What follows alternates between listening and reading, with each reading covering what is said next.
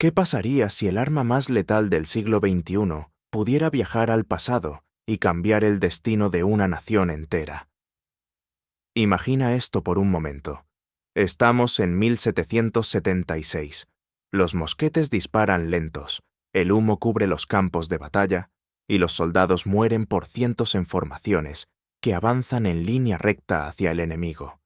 Es un mundo donde la guerra todavía se pelea con honor, con capas rojas y tambores de guerra. Y de repente aparecen 4 hombres que no deberían existir en ese tiempo. 4 operadores entrenados para matar en la oscuridad, invisibles, letales, capaces de destruir un batallón antes de que alguien pueda gritar una orden de retirada. Antes de que termines este video, vas a entender por qué 4 soldados modernos no solo habrían cambiado la Revolución Americana, la habrían terminado antes de que nadie pudiera siquiera anticiparlo. Y lo más perturbador de todo es la forma en que lo habrían hecho. Pero primero necesitas entender algo que la mayoría de la gente no sabe sobre esa guerra. La Revolución Americana no fue un movimiento inevitable. Estuvo a punto de aplastarse varias veces.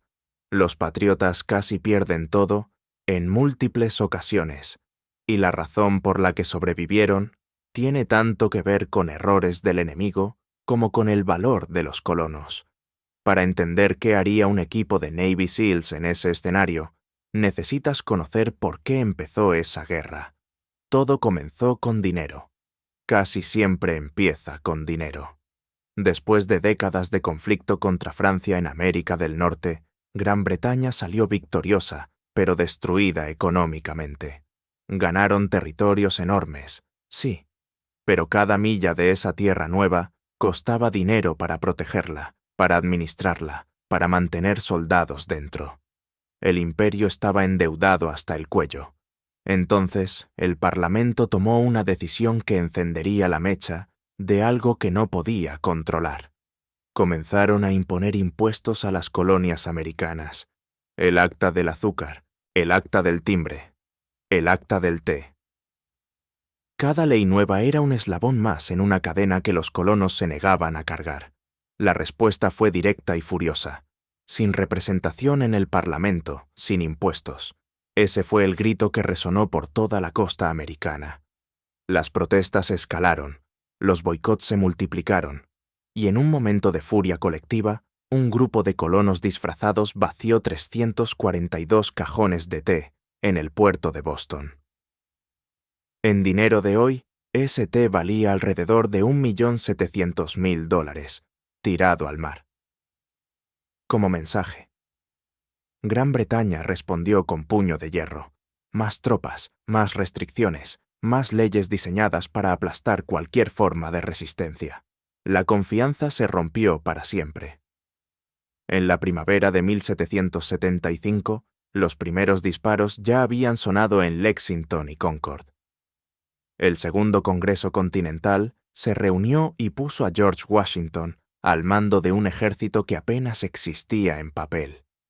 Un año después, en julio de 1776, ese mismo Congreso firmó la Declaración de Independencia. El mensaje era simple y devastador para la corona. Tenemos derecho a gobernarnos a nosotros mismos. Y con eso comenzó una guerra que duraría años, que casi se perdió varias veces, y que definiría el destino del mundo moderno. Ahora que entiendes el tablero, volvamos a la pregunta que nadie se atreve a hacerse en serio. ¿Qué haría un equipo de Navy SEALs si apareciera en ese mundo? Primero necesitas entender qué es exactamente lo que estás poniendo sobre ese tablero. Los Navy SEALs son considerados entre los operadores especiales más capaces que el mundo ha producido jamás. Su entrenamiento no es solo físico, es una ingeniería mental completa. Un proceso diseñado para destruir a la persona que eras y reconstruirla como algo diferente, algo más peligroso. Mientras que preparar a un soldado convencional del ejército americano cuesta alrededor de $36.000, transformar a un candidato en un operador, SEAL puede llegar a costar $2 millones.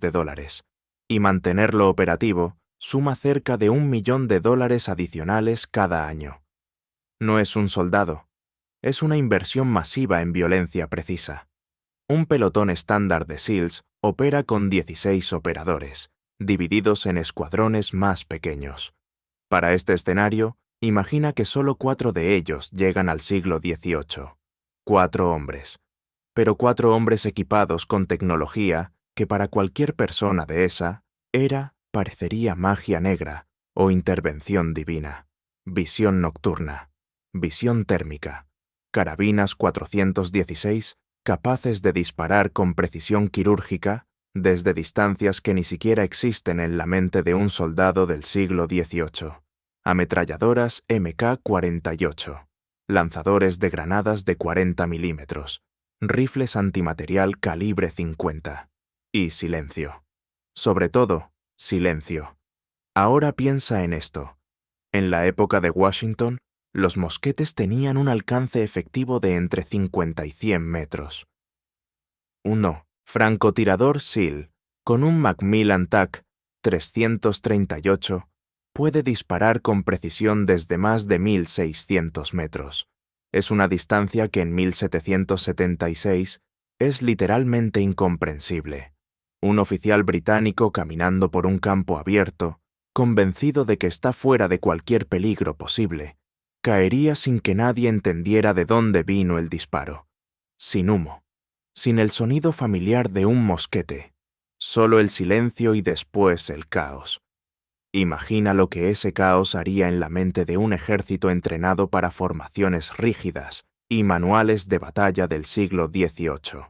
Pero aquí viene algo que la mayoría de la gente no anticiparía.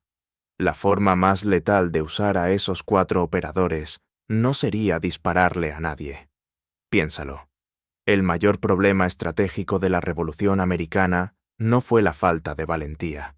Los patriotas tenían valentía de sobra. El problema fue el bloqueo naval británico. La flota de Su Majestad controlaba los puertos.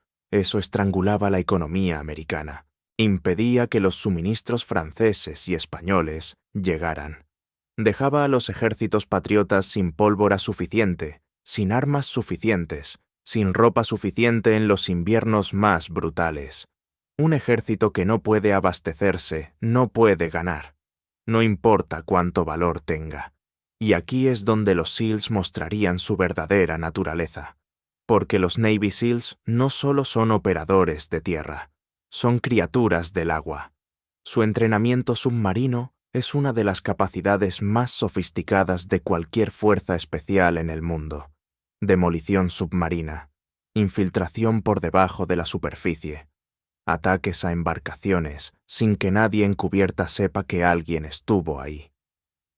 Una noche oscura, un puerto lleno de buques de guerra británicos anclados, tranquilos, sin sospechar nada. 4 figuras deslizándose bajo el agua con minas Lapa y cargas explosivas. Colocan los dispositivos en los cascos de los barcos más importantes. Ajustan los temporizadores. Desaparecen en la oscuridad. Y después, desde la orilla, observan. La detonación de un buque de guerra en un puerto no solo destruye ese barco, destruye la moral de toda una flota, destruye la sensación de invulnerabilidad que tenía la Marina Real, crea paranoia. Nadie sabe cómo ocurrió, nadie puede explicarlo, y si ocurre una segunda vez y una tercera, el pánico que genera es exponencialmente mayor que el daño físico. La Marina Real era el corazón del poder imperial británico.